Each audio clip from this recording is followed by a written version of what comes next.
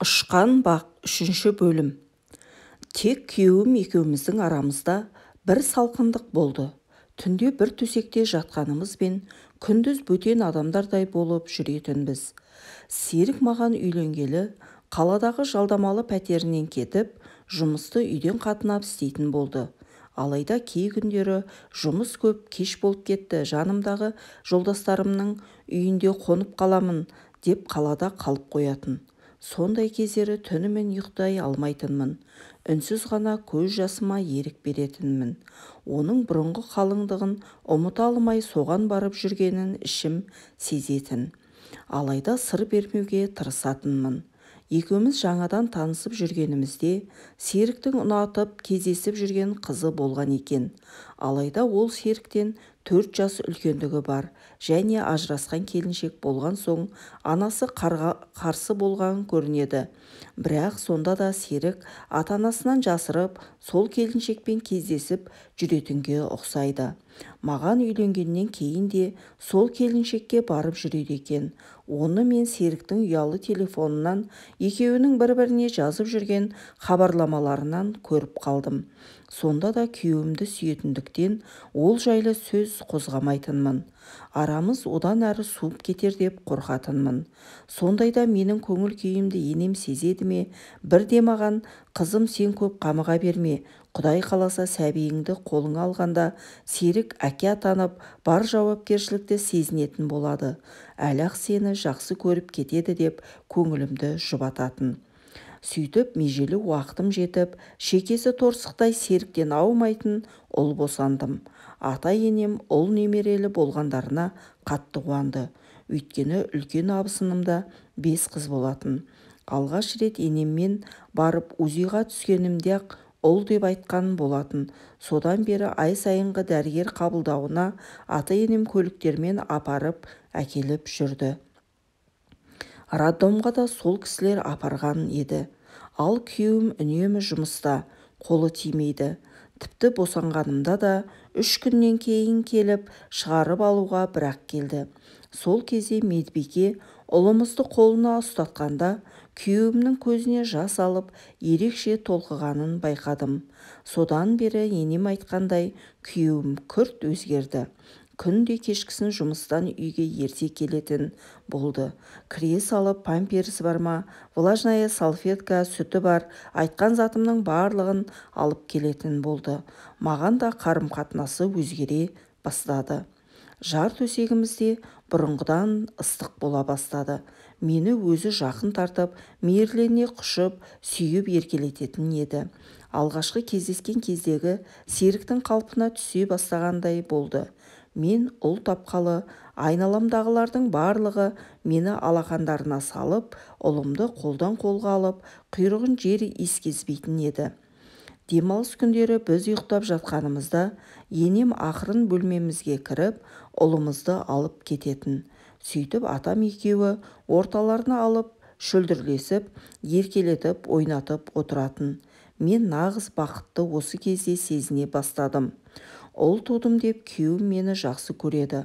Ата-енем алақандарына салып отыр деп дәрежем көтерілгендей еркінси бастадым. Оның үстіне анам мен әпкем жиі келіп, сен осы үйдің болашақ хозяйкасысың, күйеуіңді енді ашсаң алақанда, жұмсаң жұдырығында ұста, сүмірейіп жүре бермей, анау ата-енеңе айтып сөйлесші, осы ауылдың бас жағындағы жерлерін бізге жарты бағасына сатсын. Құдағаймыз ғой, әлі не жер аламай, не үй сала алмай жүрміз. Сені күйеуге беріп, жергілікті отбасында тілің ұзын болып жүрсін деп, жасауыңа бесігіңе қанша ақша жұмсадық. Құдалықта жасап, енеңе алтын тағып кит кигіздік. Үй мен квотаның біраз ақшасын жұмсап тастадық. Жалдамалы пәтерде ай сайын ақша төлеп, одан қалса ішіп жейтініміз бар. Жақсы жерге тиіп алып, не ішем, не жеймін демей, бізді мүлде ойламай жатсың мынау, деп келген сайын міндет қылып, миымды ашытып кететін. Содан мен ақырындап жер туралы күйеуіме айта бастадым. Ол басында үндемейтін. Кейін, жансая, Ол жерді әкем маған алып қойған. Бұйыртса Талғат үйленсе, сол жаққа үй салып бөлек кетеміз. Былтыр ғана биік етіп, үлкен үйдің фундаментін құйып қоршап қойдық. Енді үйді бастаймыз. Оны қалай сатамыз сенің әке-шешеңе? Әкем өлсе де келіспейді. Басқа жақтан арзандау жер қарасын деп кесіп айтты. Даудың басы Дайрабайдың ала сиырынан басталды дегендей, отбасымыздағы келеңсіздік осы жер мәселесінен басталды. Анама түсіндіріп айтсам да түсіне қоймады. Сен бізді ойламайсың, байға тидің болды, жағдайың жақсы, не ішем не киемін демейсің, үй жайың бар, жылы үйде жатырсың байыңның қойнында, деп қатты айтатын. Анамның мұндай сөздері көңіліме қатты тиіп, жүйкемді жұқартып жіберетін. Амал жоқ, іштен тынып жүре беретінмін.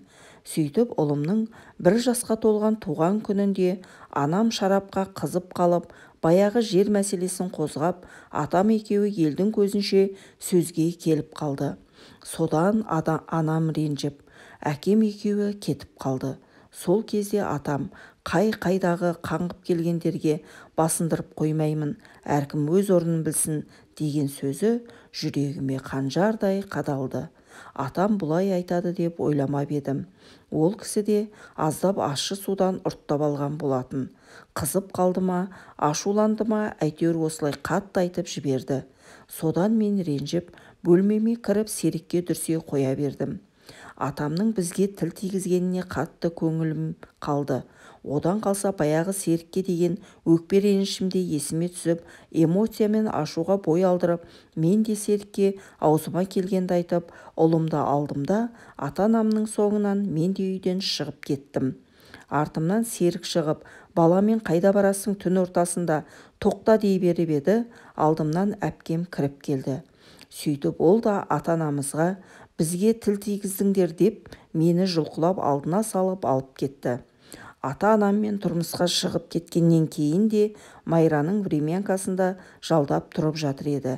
Әпкем менің орныма домработница болып Майраның үйінде жұмыс істеп жүрген болатын. Анам жылап барғаннан кейін әпкем ашуланып біздігіне келген екен. Тура сол мезетте мен де Серікпен ұрысып үйден шығып бара жатқан едім. Сөйтіп әпкеммен бірге мен де Майраның үйіне кетіп қалдым. Ата-енем үнсіз қарап қала берді.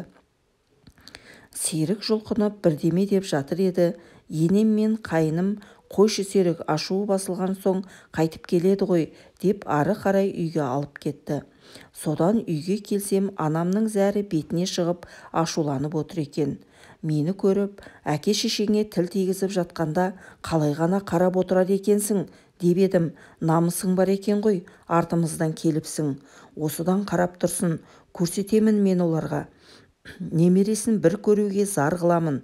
Енді бармайсың ол үйге, деп дірілдеп ашуланып маған әбден сөйлеп алды. Сөйтіп ертесінде анам көрші ауылдан бір үйдің времянкасын сөйлесіп, жалға алып, Майраның үйінен шұғыл көшіп кеттік.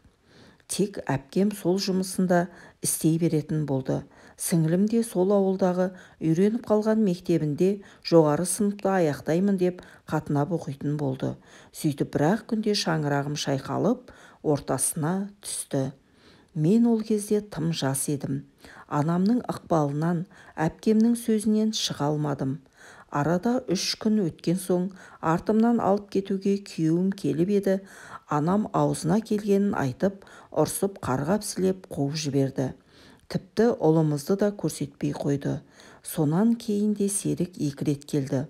Соңғы рет келгенінде үйде ешкім жоқ еді. Ұлымыз ұйықтап жатқан болатын. Дарбазадан шығып екеуміз біраз сөйлестік. Жансая, ашуың тарқаған шығар, жүрші үйге алып кетейін. Ұлымды қатты сағынып жүрмін. Атасы мен апасы да қатты сағынып жүр. Әкем сол айтқанына қатты өкінеді.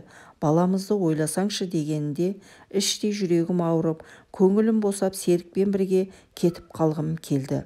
Осы кезде әпкем келіп қалып, мені үйге жұлқылай кіргізіп жіберді де, ол да тура анам секілді Серікке аузына келгенін айтып, ұрсып дарбазаны құлыптап қойды. Кейін анам келіп Серікке шығып сөйлескеніме маған ұрысты. Сол күні жаным күйзеліп кетті. Күйеуімді қатты сағынып жүредім. Оған қайтқым келетін, оны қимайтынмын. Ашуға бой алдырып кетіп қалғаныма қатты өкіндім. Алайда сол баяғы анамнан қорқып, солардың ықпалынан шыға алмай жүрдім. Содан арада біраз уақыт өткеннен кейін қайным үйленді деп естідім. Содан кейін үлкен бастарын иіп ата-енем келді. Немерелеріне киім-кешек, тәттілер алып келіпті. Мені алып кеткілері келіп еді. Анам мүлде көкірегін керіп, шайпауызданып көргенсіздік танытып, тағы да аузына келгенін айтып, ұрса бастады. Қаңғып келгенде көрсетемін сендерге. Далада жатқан қызым жоқ.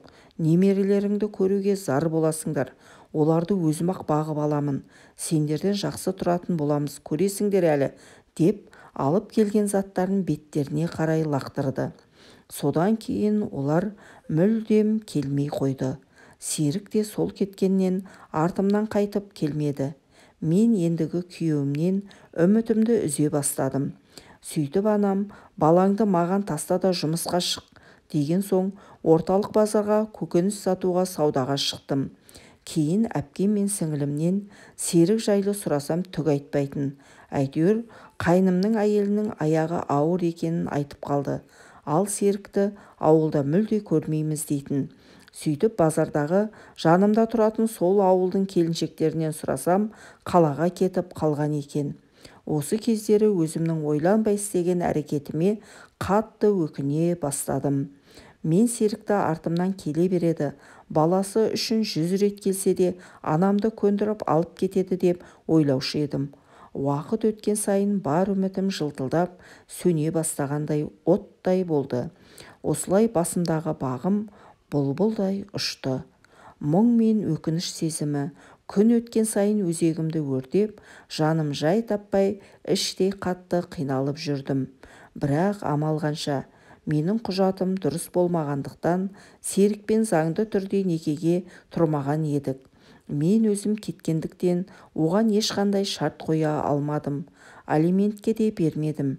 Әкем мен анам ұлымызды өз тегіне жаздырып алды. Сөйтіп бір жолата ара қатынасымыз үзілді. Сыртым бүтін, ішім от болып, жанып күйіп қала бердім.